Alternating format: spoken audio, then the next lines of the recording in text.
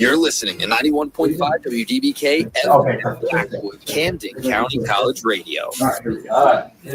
Madness, total madness. This is either madness or put Sense out of all the madness.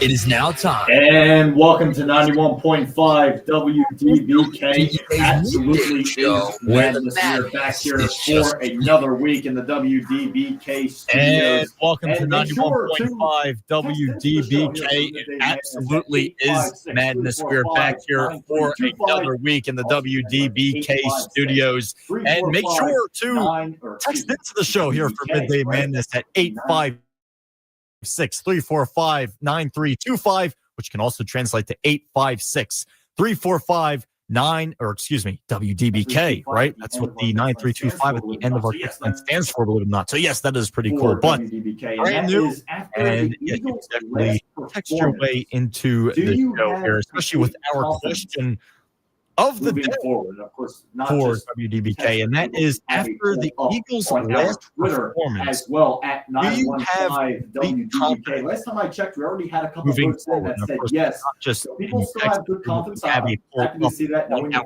Twitter as well at 915 WDBK. Last time I checked, we already had a couple of votes in that said yes. People still have good confidence. I'm happy to see that. Knowing the Philly fan base, you already know our birds are the top priority or something where even if they have a little bit of a shaky game, will be 100% on their side, egging them forward, even though still, folks, it's week one. You're going to expect a little, let's just say, a little kind of shaky moments to happen. So we'll expect it, and we'll go along with it a little bit. Of course, the beginning of that past Birds game, yes, it kind of was starting out like fireworks. Dallas was looking extremely threatening, and then the Eagles were finally able to get things rocking and rolling again. Liked what Kevin Petullo put out. A lot of people, after the game, I heard some talk saying they were scared that Kevin Petullo is kind of like a Brian Johnson part number 2.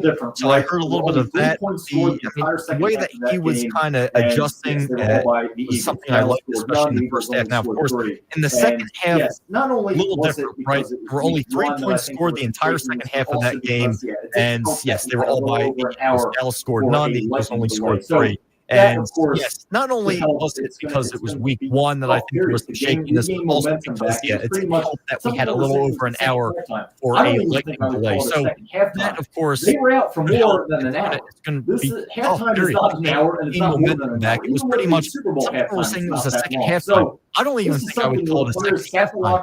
They were out for more than an hour. Halftime is not an hour, and it's not more than an hour. Even with the Super Bowl halftime, it's not that long. So this is something where the players sat in the locker room, got completely cold. They were probably doing the best that they could to stay warm, but then they had to come back on the field again, re-stretch, pretty much go through warm-ups all over again, and then reset themselves once again, because you have to remember, when they went to that lightning delay, what happened? Well, the Eagles got that turnover. That's where that incredible play, Quinyon Mitchell was able to pull up and force that fumble. But that was it. The other direction, even though the Eagles were around the 30-yard line when that indeed happened. But Jahad Campbell and Byron Young were the ones who forced that fumble. But that was it. I mean, they had momentum. They got the ball back. And hey, folks, we're stopping the game.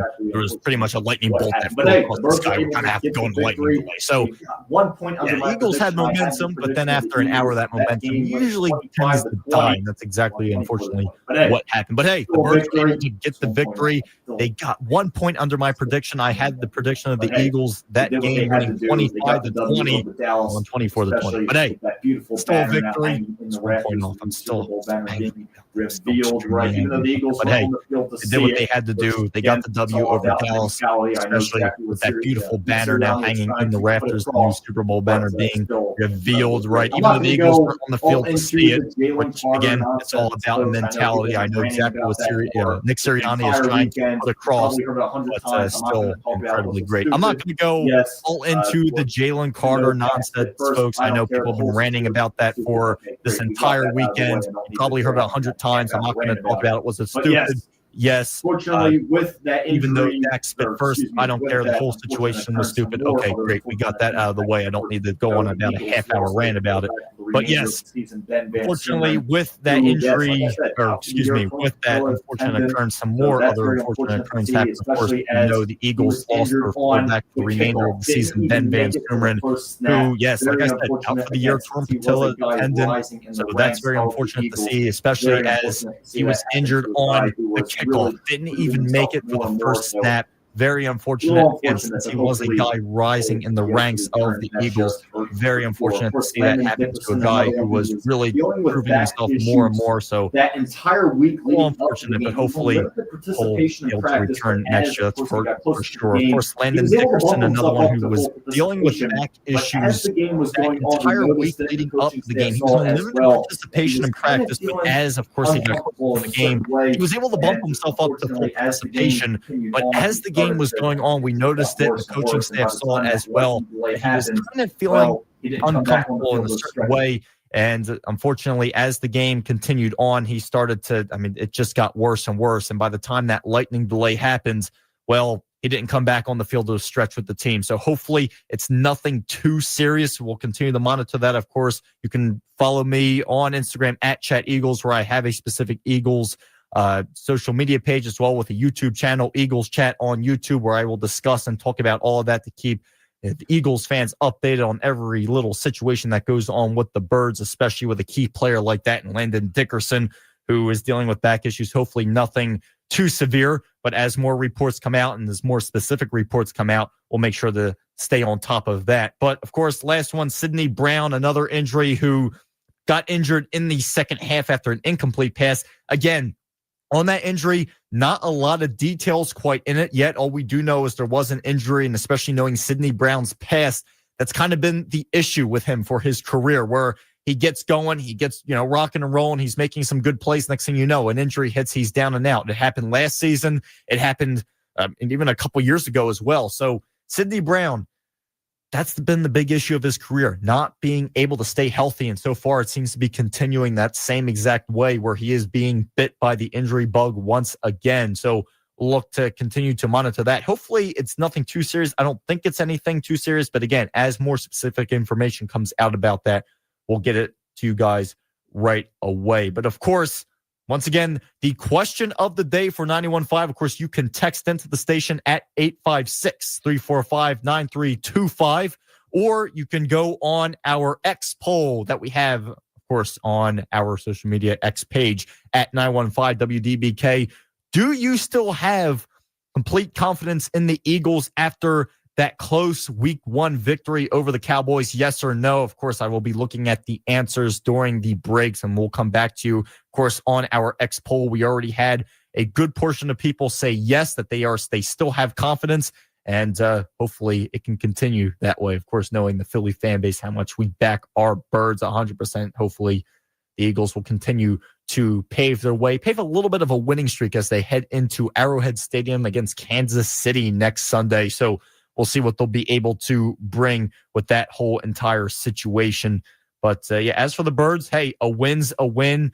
Even though the defense was a little shaky in the beginning, of course, my defensive player of the game for that past performance was Zach Bond. He had 6 tackles, but not only did he have 6 tackles, some pretty impressive ones as well. He tackled Miles Sanders after Sanders broke away. Of course, former Eagle, now Dallas's running back, as he tackled Miles Sanders. And then, of course, what happened, not that long after that great tackle, well, Miles Sanders fumbled it. And yes, Eagles fans, we know a little bit about Miles Sanders fumbling it in the red zone. Let's just say that. But was able to make a good save on that play. And of course, Zach Bond also had an incredible pass breakup, which broke up another touchdown as well. So Zach Bond broke up 2 touchdowns in that pass performance. The Bald Eagle performing at a extremely high level. Great to see the star Pro Bowl linebacker playing at a high level once again for the Birds. Hopefully he can continue to do so as the season moves forward as well. And of course, yes, you already know the run game was the main piece of the Eagles, even though the Dallas Cowboys were honing down on Barkley to a point, having 7 guys targeting him, or as you saw in the fourth quarter, the Barkley wasn't necessarily getting a huge bunch of rushing yards, but Jalen Hurts was the one who had the majority of the rushing yards. Barkley had 60. Jalen Hurts only had 2 more rushing yards at 62. But Hurts, big reason why the Eagles came out on top there. Of course, the 2 rushing touchdowns he had. The only touchdowns that the Eagles had were by rushing touchdowns, 2 by Hurts, 1 by Barkley. But Hurts was all over the place, looking overall with his decision-making in the pocket, knowing when to escape and knowing when to stay there, also knowing when to step up. I thought it was an incredible game. His mental timer, every QB has a mental timer, and this was something where from that first game, even though there wasn't a lot of scoring in the second half, the mental timer overall for Jalen Hurts looked a heck of a lot better. He threw the ball away when he needed to, when the pressure was coming, when they were blitzing. I mean, he seemed to pick it up a lot better. Were there mistakes? I'm not saying he was perfect by any means. I don't want anyone to think I'm saying he was the absolute, flawless performance. There were some little hiccups, but overall, Hurts, a great game. 19 out of 23 for his passing with 152 yards, and was still great to see. Even though A.J. Brown only got 1 target and 1 reception for 8 yards the entire game, the Eagles still had some big moments. Of course, Jalen Hurts had a 55-yard pass to Jahan Dotson, getting Dotson on the board there as well. And, of course, as well for Smitty, Devontae Smith, 3 receptions for 16 yards. So it wasn't a big passing day, but it was a big running day. Of course, Barkley, Hurts contributing. Will Shipley had a couple of good runs as well, and A.J. Dillon had a couple little ones. So it was a big one for the rush game, but overall the Eagles really doing their job at a great rate, and hopefully they can continue to do so next week with the Super Bowl rematch. Can't believe it. Already here, the Eagles have found a way to play the Chiefs every year, I think, for the past 4 years. They played them in Super Bowl 57. Then they played them the next year where they had that 11-6 type of hiccup season where everything kind of came out from underneath them at the end. They beat the Chiefs that year. They obviously played them last season, and here they are playing them again. So the Eagles somehow, some way are finding opportunities to play the Chiefs every single season. And let's just say hopefully they can come up with another victory and go 3 for 4 against the Chiefs in the past 4 years. So we'll just have to see what they can come up with. Hopefully the momentum can stay towards the Eagles, as of course the Chiefs are coming off a big-time loss to the Chargers. I don't want to say it was a huge loss. It wasn't a huge loss. The Chargers fought their way. It was a pretty good game to watch, of course, on Friday. But Chiefs are coming off of a loss. They haven't lost a week 1 matchup in a long time, so the Chiefs are going to be coming back into their home field with some anger as they lost in Brazil. So long flight back to Kansas City, and now playing in their home opener against the Eagles. You got to expect there's going to be some anger right there. Of course, the Eagles coming in high off a big win against the Dallas Cowboys for their start. So this is going to be something where who will have the most grit? I think that's the question you have to ask going into this week. Who will have the most grit? And we'll just have to see what happens coming up on Sunday. But it's okay, Eagles fans. Let's enjoy this victory while we can. And let's get ready can't believe it. Tonight will be the final game of week 1. And after that, it will be in the books, as tonight is the Chicago Bears against the Minnesota Vikings. So we'll just have to see how that game goes. And of course, Monday Night Football finally back. And yeah, like I said, after this game, in the books goes week 1. Can't believe it's already been here and it's almost gone already. But that's just how it works. Things move like that. But we're going to go to a break. Of course, remember to text into the show, 856-345-9325 for our question of the day. Do you still have confidence in the Eagles after that close Dallas victory that the Birds are able to get, of course, over big-time rival? You can also vote in our poll on X at 915WDBK. Yes or no question. Are you still fully confident in the Birds, or are you a little scared of what's to come for the rest of the Eagles season? Let's hear your vote coming up in a matter of moments. I will read them once we get back from this break. This is Vincent Focht once again for Midday Madness on 91.5 WDBK.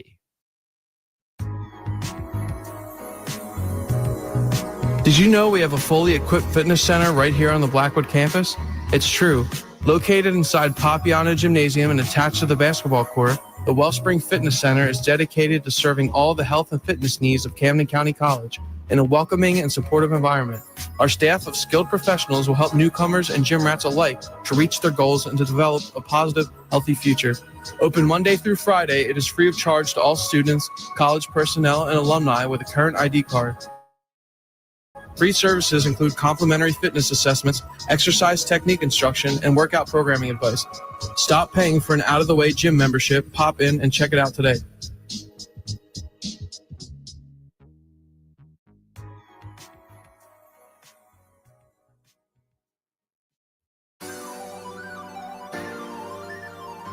The Student Ambassador Program is a leadership opportunity for students who are dedicated to representing Camden County College. The mission of the Student Ambassador Program is to gather student leaders who will share the CCC experience with prospective students, their families, and community members, as well as represent the college both on and off campus. This program is a great way to get involved and build your resume. Your responsibilities will be welcoming students to Camden County College, answering general questions about Camden County College, conducting campus tours for visiting students, and to serve as an orientation leader and attend open houses. The requirements are that you're enrolled in at least 6 credits in a degree-seeking program. You must be in good standing academically. You have to be available to work between 5 to 10 hours per week. Some nights and weekends may be required. Experience working with diverse populations. Demonstrate a positive attitude and strong work ethic. Excellent problem-solving skills in a fast-paced environment. And be comfortable with public speaking. Learn more about the Ambassador Program at camdencc.edu.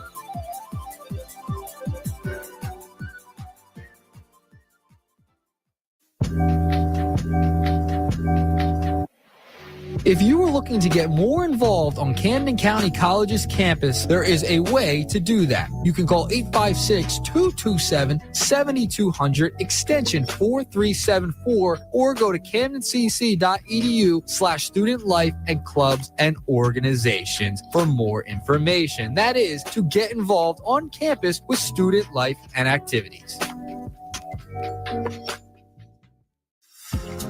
What is the Educational Opportunity Fund, or EOF for short? The Educational Opportunity Fund community fosters academic achievement, personal growth, and leadership skills that last a lifetime.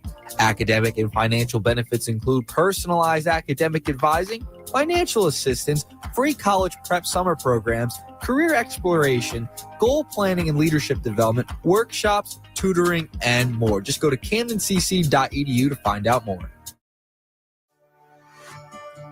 Camden County College Tutoring Services. We are here to help you succeed. Do you want a little extra support to boost your confidence and grades? Camden County College is here for you. Our tutoring services offer personalized guidelines to help you master your coursework, achieve your goals, and stay on track to graduate. Find us on the second floor of Wolverton Library at our Blackwood campus and in the Student Learning Center on our Camden campus. We also offer remote and limited online tutoring options for flexible support wherever you are. Our dedicated tutors are here to empower you every step of the way. Don't hesitate. Reach out and let's achieve your best together. Did you know about the TRIO Student Support Services Program? The federally funded TRIO program is designed to enable low-income college students, first-generation college students, and students with a documented disability to stay in college until they earn their degree or transfer to a four-year institution. The Student Support Services Program at Camden County College will assist students with basic college requirements, provide opportunities for academic development, and motivate students towards the successful completion of their associate's degree or transfer to a four-year college. Student Support Services will provide academic and career advisement, tutoring assistance, completion of financial aid forms, and much more. Contact TRIO at 856-968-1335. You can also email them at studentsupport@camdencc.edu. The location to find out more information about this program is on Camden County College's Camden campus, located on the second floor of College Hall. The TRIO Student Support Services Program, where the students are destined for success.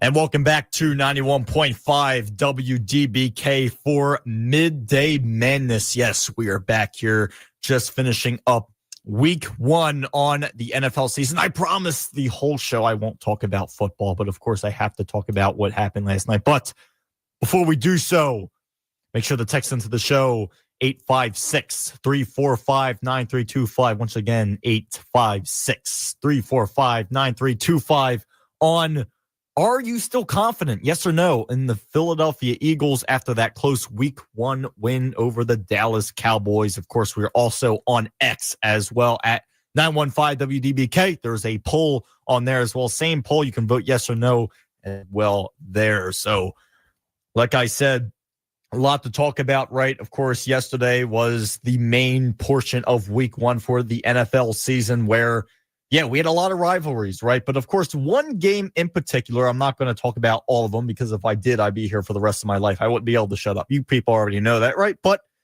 the only thing is, last night's game, Sunday Night Football, first Sunday Night Football game of the season, of course, and it was a playoff rematch between, yes, the Buffalo Bills and the Baltimore Ravens in Buffalo. The last start that stadium in Buffalo will see for the rest of its life. Yes, because as you know, Buffalo will be moving to their new stadium across the parking lot next season. So that is it for the aging field that they're currently at right now. Even though it's aging, it's still got a lot of history. It still has that old design, right, where it's not exactly the tallest thing in the world, but it's kind of set down. It's kind of has that flat-ish type of situation where it's in the ground quite a bit of ways. The field sits below ground level, let's just say a tad bit, right? But overall, enough about architecture. Let's get into the nitty-gritty of what happens during yesterday's game. So, of course, those of you who didn't watch, yes, the Bills won, but let's just say it wasn't a comfortable win for the Bills. And when I mean that, let's just say a good amount of their fans left before the final score was up there, as the Bills were down 16 points with 11 minutes remaining in the entire game. Or I should say 11 minutes and 42 seconds remaining in the game. They were down 40-25. 40-25. Now, this is one of those situations where it was looking like Baltimore was going to absolutely run away with the game. When the game first started, Buffalo got the first touchdown. It looked like it was going to be one of those games where how I originally had it predicted to be was Buffalo gets the first touchdown of the game, followed by that afterwards. Baltimore is right up, ties it right up, and then it's kind of like a back and forth.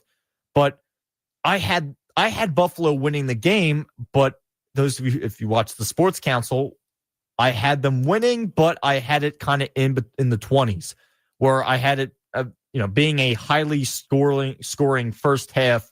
And then when the second half came around, I had it pretty much going kind of dead. Well, that didn't happen. The scoring remained extreme through the entire game. It went nuts.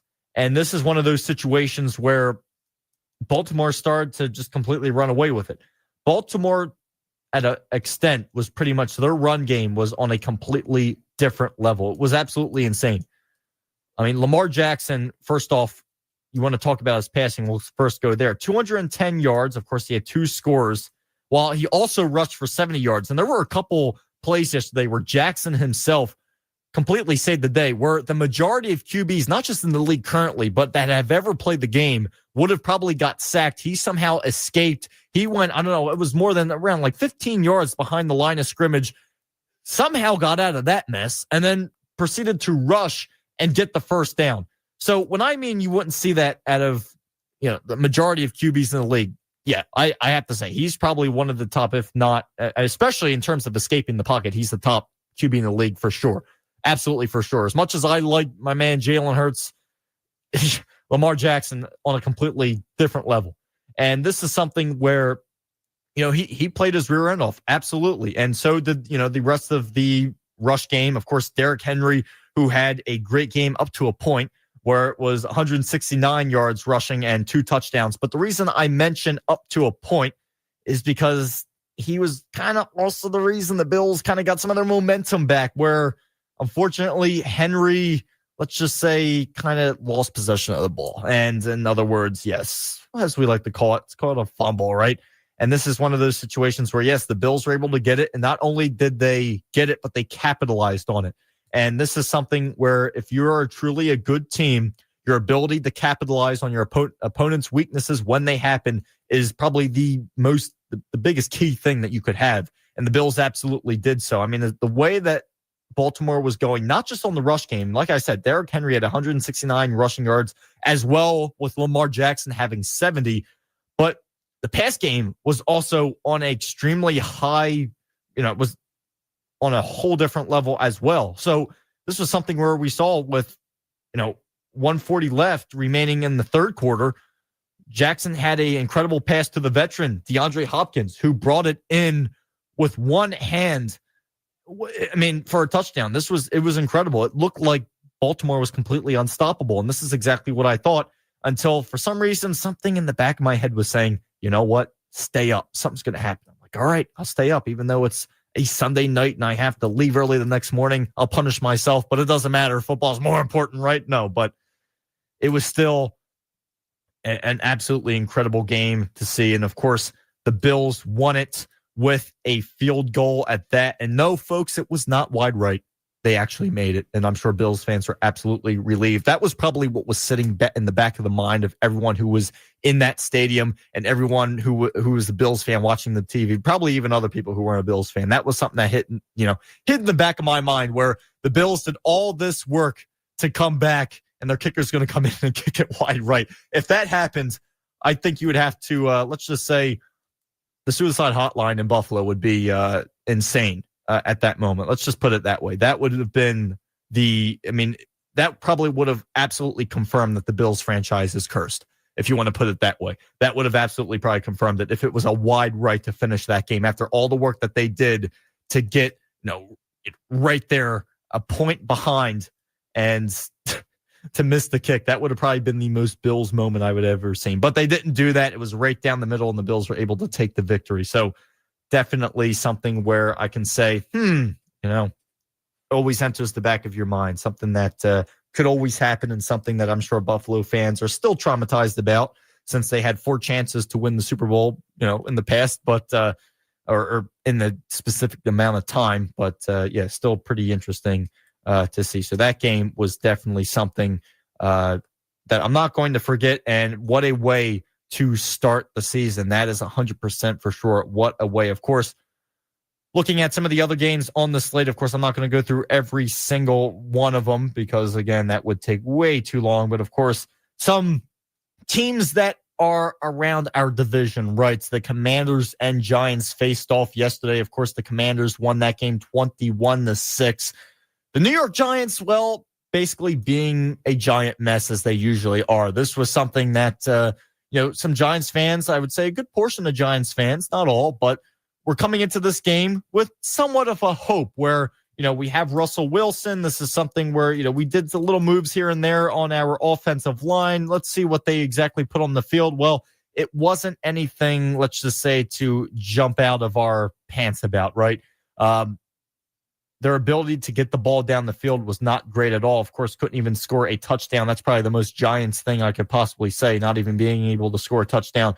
But yeah, the Giants, all they got were 2 field goals, and pretty much the Commanders did the rest. Now, of course, it kind of died a little bit in the third quarter, where there was no score in the third quarter by the Commanders. The Giants managed to put 3 on the board, but the Commanders still, they were able to get 21-6 the victory. Some Commanders fans saying we should have buried them a little bit more.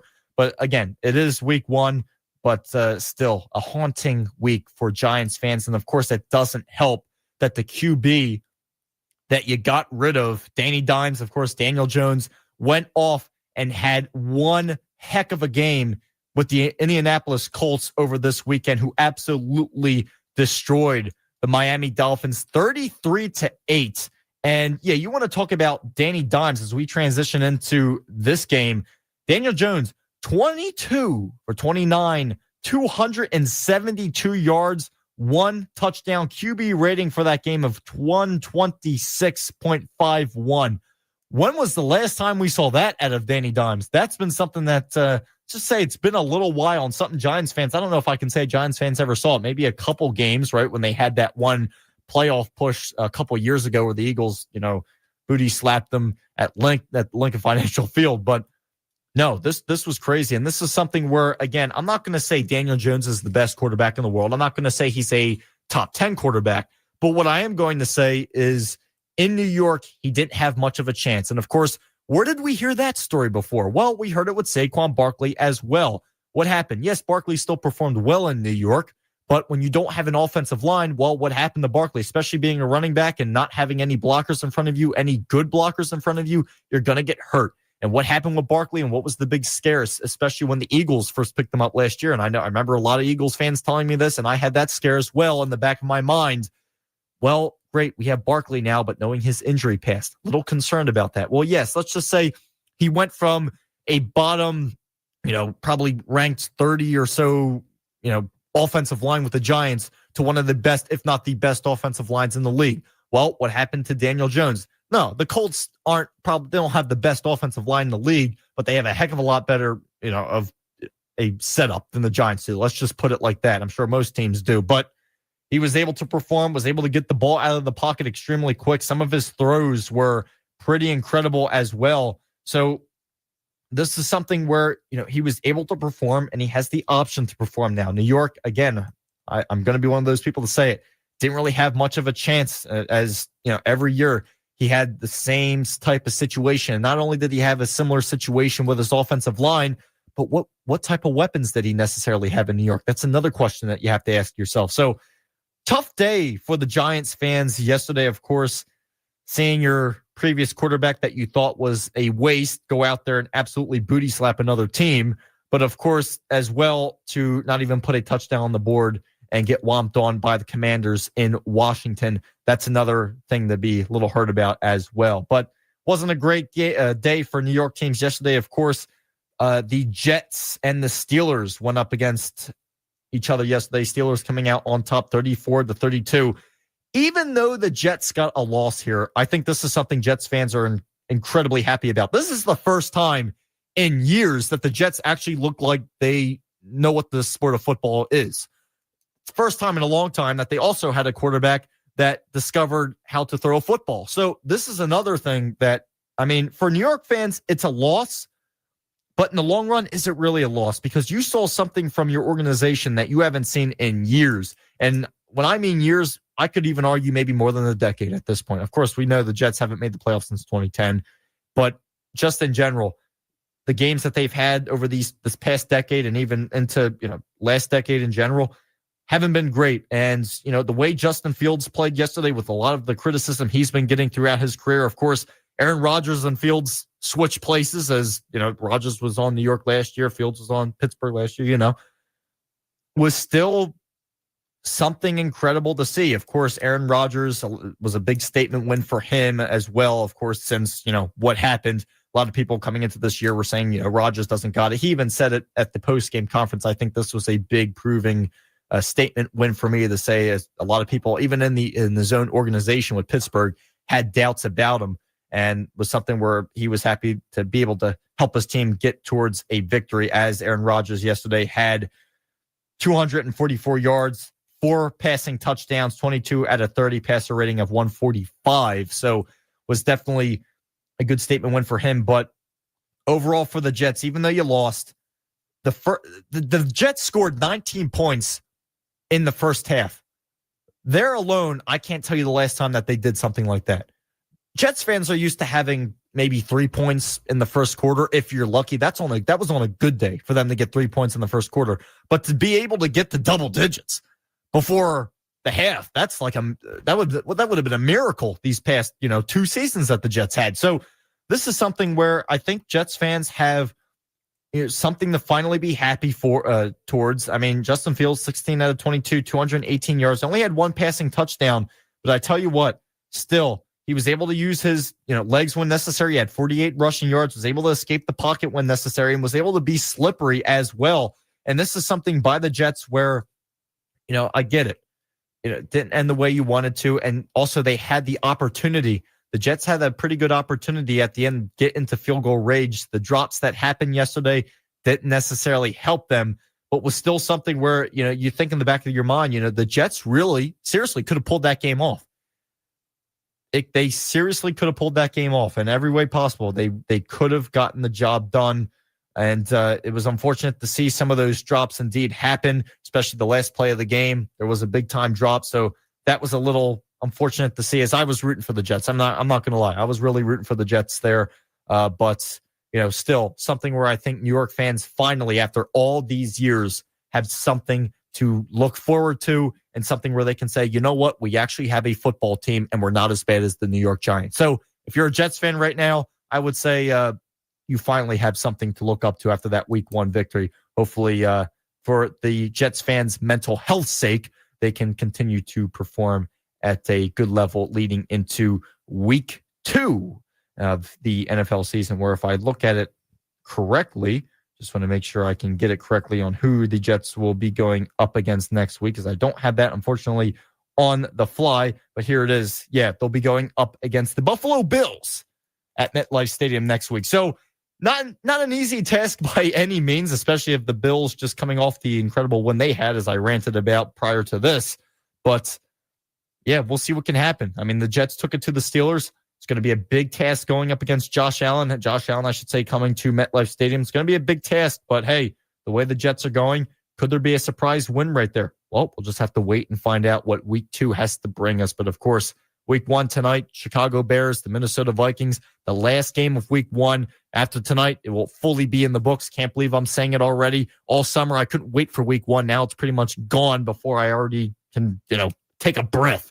But that's currently where we stand right now. And of course, Monday Night Football finally back. We'll see exactly what happens coming up tonight. But again, make sure to text into the show 856-345-9325 for our question of the day, which is, once again, after the Eagles' close victory over the Dallas Cowboys this past Thursday, do you still have full confidence in the team moving forward? You can also answer our poll on X. It's on our X account as well, at 915 WDBK. Yes or no poll on that question. You can answer it there as well. We're going to go to a quick break. We'll be back with some more madness here on 91.5 WDBK for Midday Madness. We'll be back in a bit. Stick around.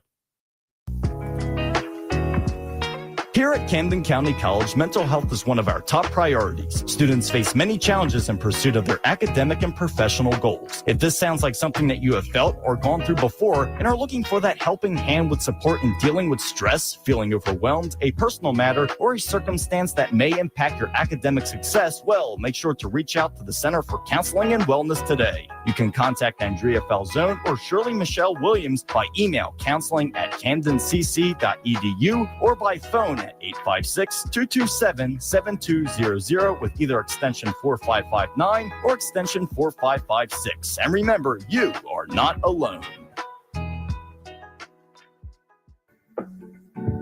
The award-winning Pine Barrens Chorus is looking for men of all ages who love to sing in the 4-part harmony a cappella style. The Pine Barrens Chorus is located in Cherry Hill, New Jersey, and is a membership organization of 4-part harmony singers from ages 18 to 90 plus, representing all walks of life in Southern New Jersey. If you are interested in joining, email contact@pinebarrens.org and let them know you're interested. Did you know that Camden County College has a job board? If you go to collegecentral.com/CamdenCC, you can register and be matched automatically to jobs via Job Agent. They have tools such as an online resume builder, career-related announcements, career-related articles, and more. Just visit collegecentral.com/CamdenCC to sign up.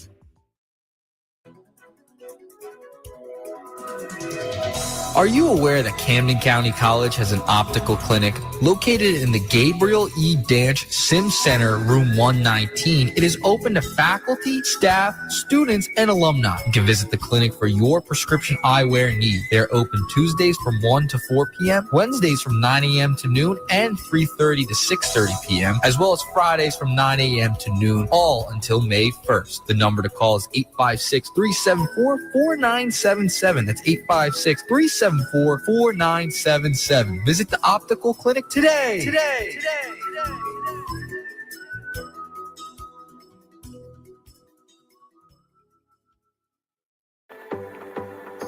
Are you ready to transfer or beginning your transfer research? Then join Transfer Services for a transfer fair at the Camden City campus on Wednesday, October 22nd, 2025 from 10:30 a.m. to 1:30 p.m. Over 20 representatives from 4-year institutions will be available to meet with students to discuss the transfer process, scholarships, majors, and student life in the CTC building.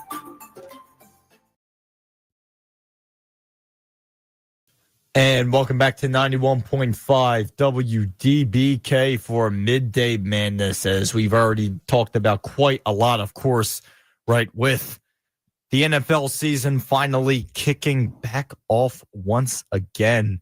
As, yes, it's kind of hard to believe, right? We're final game tonight, Chicago Bears, Minnesota Vikings, whatnot, yes, but we already ranted enough on the NFL, right? We've already gone over our ways quite enough, and I want to talk about next we're gonna transition. We're off of football. We're off, right? We're off of football now to move into a team that, let's just say, holds a lot of hope and also holds a lot of pain possibly in it as well. And red for pain, right? And that is none other than the Fightin' Phils, of course, Philadelphia Phillies, as they go up against the New York Mets tonight, which, again, folks, don't be scared. They're going up against the New York Mets, not in New York. They're going up against them in Philadelphia. We all know what the parent curse is with the Phillies and Citi Field.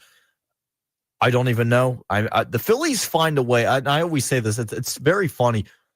The Phillies always find a way to have a mental block with a specific team, especially in their division, where before it used to be the Marlins. They always had an issue with the Marlins. They always would go to Miami and absolutely have a sucker punching type of loss, or they would always find a way to lose. Let's just say that. Now that disease kind of moved off from Miami, and now, of course, out of all the teams, they had to have a disease against the Mets. They have to have a disease against the Mets. Really? Every team you could have picked to be awful, god awful against, and you picked the Mets. Come on. I mean, seriously, come on. That's who you picked. But no, they go up against the Mets tonight, of course, 6:45 in Philadelphia at the Bank. Hopefully, the Phils can get some good momentum back on their side against New York, especially coming off of a series where they won the series against Miami, but they didn't win the final game of that series yesterday, as they had a loss to the Marlins 5-4 in the last game of the series. 3-game series. They won 2 out of 3. But, I mean, hey, you won the series against Milwaukee, best team in the league. You win the series against Miami, even though you lost the final game, which you shouldn't have. But now you go into a 4-game series against the Mets, and you go on a total of a 7-game homestand as the Kansas City Royals, after the Mets are through, they come into Philadelphia. So this is one of those types of situations where the countdown is completely on for, leading the position. Now, I want to address something, and this is something that some Phillies fans have, told me, and some are a little worried about, and it simply goes like this. We all know how baseball is. We all know how it is in terms of keeping up that momentum every single game. Of course, the baseball has the most amount of games out of all the sports, right? So what is the theme of a baseball season? Well, it's usually to stay, consistent in terms of your playing time. And of course, that's why a lot of people, don't necessarily like how Rob Thompson, does some of his analytics where, especially where I was getting on him in the beginning of the season, where Brandon Marsh was playing well, and then he started doing this, he'd put Marsh in, one game, take him out, put him in, take him out, and the next thing you know, you start seeing Brandon Marsh kind of start to lose his hitting ability. He's finally got it, somewhat back now, but I mean, through the month of July and the end of June, Marsh wasn't exactly hitting that great at all.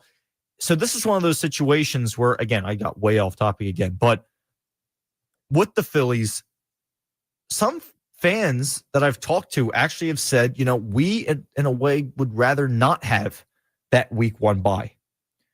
Yeah, I should say the first playoff series bye week, right? Mine's still on football. But reason being, of course, you're on a bye week, and there I go again. You're on a bye, right, for the playoffs. Your hitting goes kind of cold. Now, of course, for the pitching staff, they try their best to stay warm. They try their best to continue pitching, of course. But for the entire situation, you're on a bye like that. And, of course, I understand the wild card rounds aren't long at all. They're only 3 games, and the majority of them don't go 3 games because, a certain team will win 2 of them, and then it'll be over. But it still gives an opportunity for the team who is on that bye to get cold. And I think that's something that where we kind of saw from the Phillies last year, where they went into the postseason, the way that they ended last year, it was okay, but some Phillies fans weren't exactly, 100% confident. And then they came out of that bye, and the Mets came to town, and the Phillies hitting just went absolutely cold. The game that they did win in Philadelphia last year was by the was by the hair of their chinny chin chin. And we know the Phillies. They've gone backwards consistently every single year, from 2022 when they made the World Series to when the next season when they lost against the Diamondbacks, then they lost against the Mets, and they kept going lower and lower and lower. They, the championship round, the division round, and it kept kind of spiraling. And this is something where Phillies fans are nervous going into Red October, because I know this team has an 83-60 record. I understand that.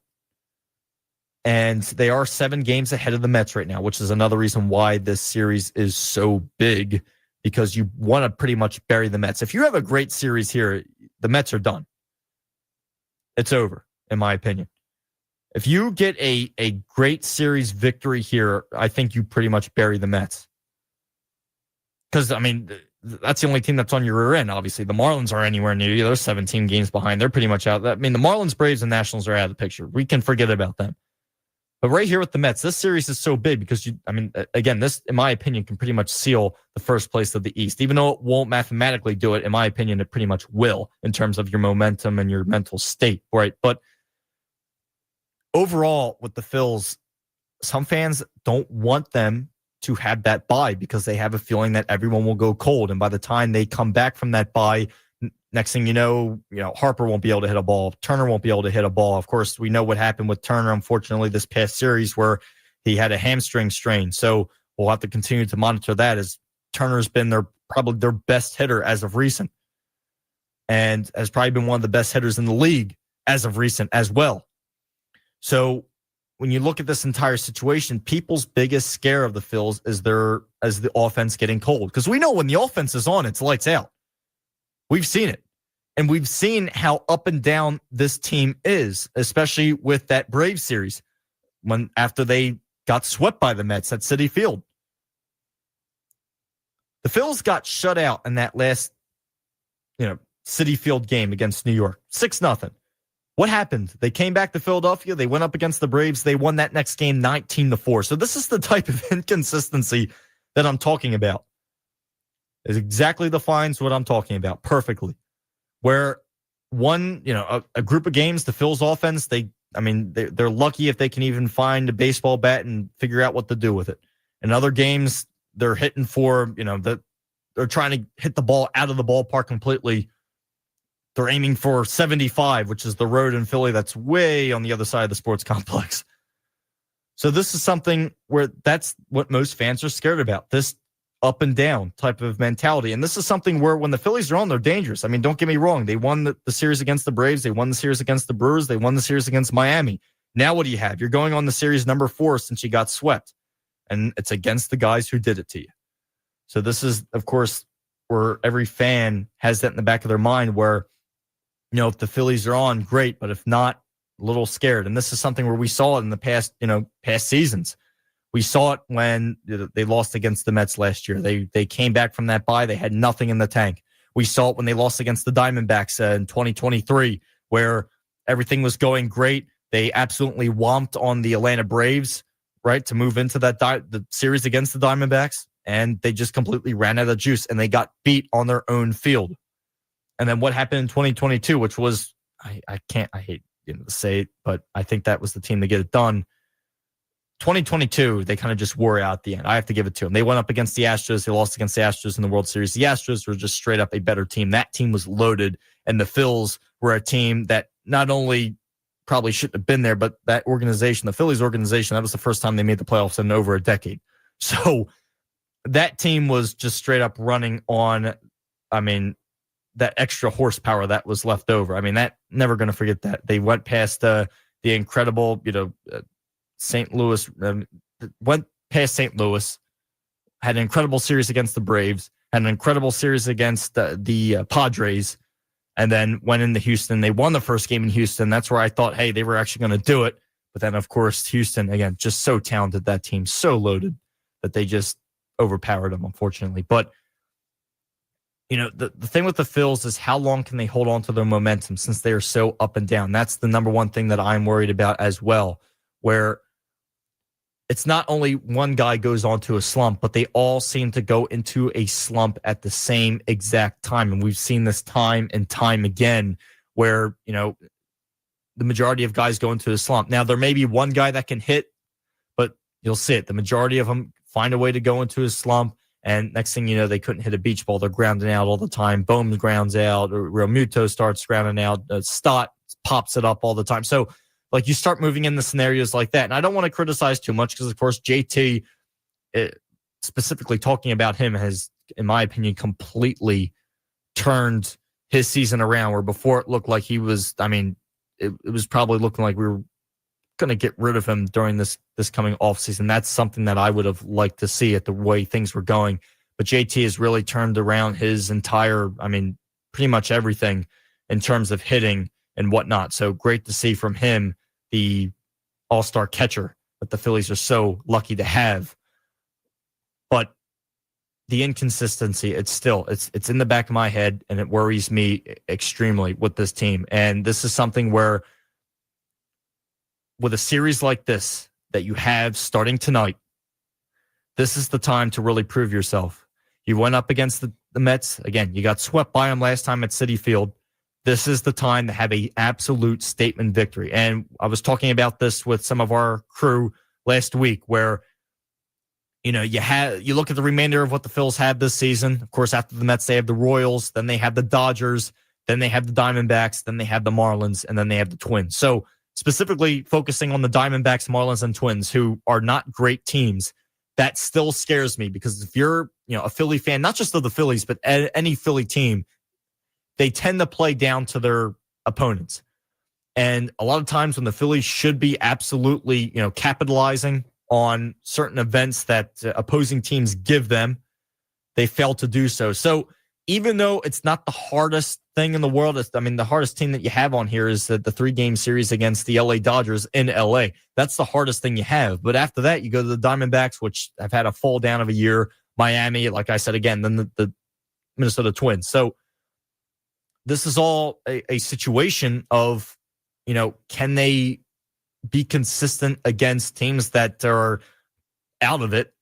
And are they able to perform at a good level? Are they able to get to that, not only finish the season, even if they finish the season being number one in the East, can they go out with a bang? Can they go out with a boom? Can you go into your, say, again, you managed to get the top spot, and you managed to somehow, some way get a bye? Can you go into that with great momentum? And because the last thing you want to do is finish out the year losing back-to-back series, or even losing a series against a team that's not even in it. That's the last way that you want to go out of it, because next thing you know, that momentum carries over into the playoffs. Now you're facing teams that actually can really play, and you get destroyed by them. So it all depends on how the Phils go out for the rest of the season. It all depends on the momentum that the Phils carry out for the remainder of the season. What can guys do around the entire lineup? How's Bader going to play? He's been doing absolutely incredible as of recent. When Turner, hopefully he comes back. Hopefully he's able to return once again, as I don't think it's anything really too severe, but hopefully he's able to come back. How's Schwarber going to do? Is he going to continue to stay hot? Is Harper going to be able to put balls in play? Is Bohm going to be able to put them in play as well? So this is the type of stuff that you have to ask yourself. You get around the lineup, you're not looking at only 2-3 guys that are going to get all your runs and get on base for you. You need to get on base. You need to put the ball in the gap. You don't need to go up there every time and try to beat the heck out of a pitch. We know a guy, Castellanos, who likes to do that and swing for the fences all the time, where, believe it or not, when a pitch comes down the center of the plate, sometimes it seems like the pitch can be in the catcher's glove for about a second and a half, and then Castellanos swings. So this is one of those situations where you need hitting that can put the ball in the plate. You need to be, let's just say, you need to kind of settle down. You can't be going up to the plate, absolutely swinging for the fence, trying to completely, turn the ball into ashes or whatnot. You need to go up. You need to relax, and hopefully they can be able to get this done and carry momentum into the postseason. That's the number one thing I want to see. I don't want to see them die at the very end. I want to see them to continue to push through and to push forward. That's what at the end of the day, that's what you need. You need the momentum. You can't die against teams that are pretty much giving you options to improve your record going into the postseason. So we'll see what happens with that whole entire situation. But folks, yes, Phillies postseason getting closer. Eagles season now officially underway. And yeah, can't believe it. Next thing you know, the Sixers and Flyers season will be starting before you know it. I just got a notification literally on my phone about Flyers rookie camp. So yes, folks, it's coming faster than ever before. And is going to be something that, it will be here before you know it. Absolutely. October will be here before you know it. Next thing you know, at one time, we'll have all 4 Philly teams playing at once. I won't know what to look at and what to watch, but can't wait. It's going to be a great fall coming up, and let's just put our seatbelts on and enjoy the ride, and hopefully not too many heart attacks come out of watching these teams as we get closer. But of course, knowing Philly teams, that's most likely not going to happen. There's probably going to be some heart attacks. But that's going to do it here for myself, Vincent Focht, here on Midday Madness. Thank you all for tuning in. Hope that I made the start of your week even better, as Monday is, yes, we're past the halfway mark. We're at 150, right? So hopefully your Monday is going incredibly well. Hopefully I made the beginning of your week even better. And let's just keep on being great as always and keep on pushing for our goals. Never back down, never give up, and keep on pushing. That's going to do it for me. 91.5 WDBK. Have a good rest of your Monday, folks, and have a good week. As always, God bless.